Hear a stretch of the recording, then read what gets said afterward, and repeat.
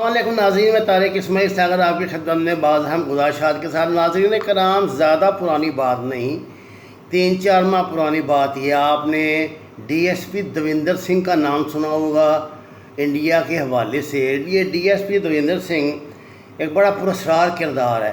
یہ ہے تو پولیس کا بندہ، لیکن ایکچولی یہ را کا ہے ٹول۔ اس کو پولیس میں انہوں نے رکھا ہوا ہے اپنے جو فالس فلیگ آپریشن ہوتے ہیں، خفیہ آپریشن ہوتے ہیں ان کے لیے، اور اس بندے نے بڑی کامیابی سے بڑے اہم کام کیے ہیں۔ شاید آپ کو لیے چونکا دینے والی بات ہو کہ جو یہ فائرنگ ہوئی تھی اس پہ لال قلعے پہ، اس میں جن نوجوانوں کو انوالو کیا گیا تھا اس کے پیچھے اس بندے کا تھا۔ آپ کو علم ہے اس بات کا کہ افضل گرو کا نام تھا، آپ نے سنا ہوگا۔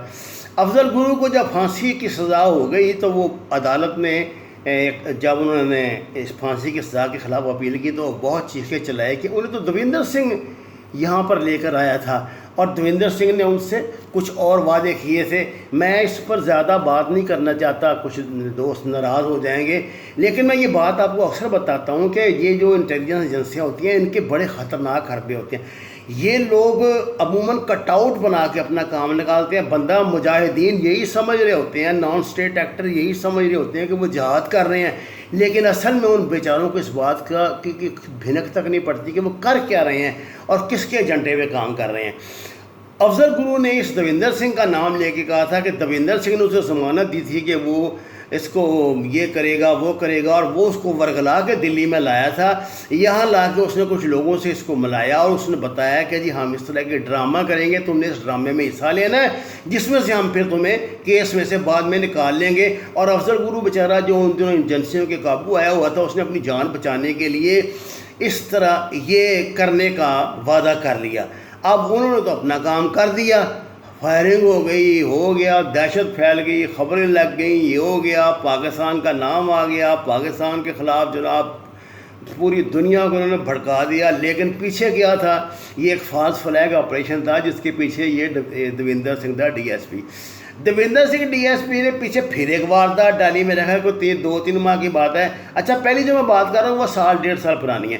یہ 2-3 ماہ پرانی بات یہ ہے کہ اس کو یہ دلی میں نا دلی سے کچھ وہاں لا رہا تھا دہشت گرد، نیپال سے دلی کے راستے، یہ پھر گاڑی میں آ رہے تھے ادھر کشمیر میں، مقبوضہ کشمیر میں، تو اس کو پولیس نے اچانک اریسٹ کر لیا۔ یہ تو بڑا اس نے غصہ کیا، چیخا چلایا، اپنی شناخت بتائی کہ میں یہ ہوں وہ ہوں۔ انہوں نے کہا نہیں، کیونکہ وہاں پتہ آپ کو کئی ایجنسیاں کام کرتی ہیں، ان کی رائیولری بھی آپس میں ہوتی ہے۔ خیر جناب، اس کو جس وقت انہوں نے گرفتار کر لیا، اس کو لایا، اس کی تفتیش وغیرہ کی، اس کو بھیج دیا جناب، یہ وہ، تو راہ آ گئی ان کی جان کو، راہ اس کو نکال کے لے گئی۔ اب آج کل انہوں نے اس کو پھر ایکٹیو کیا ہے، اور آپ کو اس بات کی اطلاع آپ تک پہنچ گئی ہوگی کہ پچھلے 3 دنوں سے ایک بڑی سنسنی دلی میں پھیلی ہوئی ہے کہ جی 5 خود کش حملہ آور جو ہے نا پاکستان سے وہ داخل ہو گئے ہیں دلی میں، اور یہ کر دیں گے اور وہ کر دیں گے، اور جناب اس کے لیے انہوں نے بڑے بندوبست، وہاں بڑی سیکورٹی کر دی ہے، یہ کر دی وہ کر دی ہے۔ پاکستان انٹیلیجنس نے تو نوٹ کر لیا ہے کہ یہ چکر کیا ہے، یہ فالس فلیگ آپریشن کی تیاری ہے پاکستان کے خلاف۔ چھوٹا موٹا دھماکہ کرا کے کوئی بندہ پکڑ لیں گے، بندے کو پکڑ کے رشتہ جو ہے پاکستان سے جوڑ دیں گے، پاکستان کا کوئی محلہ ڈھونڈ لیں گے، وہاں پہ حامد میر جیسے اور دوسرے ان کے پاس یہاں فوج ظفر موجود ہے بغیرت بریگیڈ کی، جو کہتے ہیں کہ ہاں جی یہ تو فلاں علاقے کا رہنے والا تھا، یہاں کے کسی گٹر پریس کے اخبار میں، یہ انگریزی اخبار میں یہ سٹوری چھپ جائے کہ جو فلاں بندہ گرفتار ہوا ہے جناب، یہ پہلے اس کا تعلق فلاں جماعت سے تھا فلاں۔ آپ یہ میری بات سمجھ رہے ہیں نا، پورے ڈرامہ ہو جائے گا، جس کے بعد ان کے پاس ایک ٹول آ جائے گا اور یہ پاکستان کے خلاف فالس فلیگ آپریشن کریں گے۔ پاکستان نے صورتحال کا نوٹس لیتے ہوئے، آپ کو پتہ ہے کہ وہ پاکستان پوری دنیا کو اعتماد میں لے رہا ہے اس سلسلے میں، انہوں نے فوراً OIC کا پاکستانی اجلاس بلایا ہے۔ یہ بڑا ہنگامی اجلاس تھا جس میں OIC نے بڑی سختی سے نوٹس لیا، پاکستان نے باخبر کیا کہ پھر یہ ہمارے خلاف فالس فلیگ آپریشن کی تیاری ہو رہی ہے اور معاملات زیادہ بگڑ سکتے ہیں۔ ابھی تو شاید معاملہ تھوڑا سا رکا ہوا تھا ان کا چائنا کو، اب انہوں نے چائنا کے معاملات کا بہترین حال یہ ڈھونڈا ہے کہ انہوں نے قبضہ تسلیم کر لیا چائنا کا وہاں۔ انہوں نے کہا نہیں جناب وہ تو کوئی بھی نہیں ہمارے علاقے میں تو ہے نہیں، وہ تو ان کا اپنا علاقہ ہے، گلوان ویلی ان کا چائنا کا اپنا علاقہ ہے۔ چلو اچھی بات ہے، ان کو وہ مل گیا تو بڑی اچھی بات ہے۔ اب وہ یہ کریں گے جناب کہ چائنا کے ساتھ انہوں نے روس کو ڈال کے نا درمیان میں معاملات کو سیز کروا دیا ہے، یعنی جہاں پر جیسے ہیں ویسے منجمد کر دیا۔ چائنا خود بھی آپ کو پتہ ہے لڑنے وڑنے میں دلچسپی نہیں رکھتا، ناگزیر ہو تو پھر ہی وہ ایسے کرتے ہیں، اور اب یہ پوری توجہ دیں گے پاکستان کی طرف۔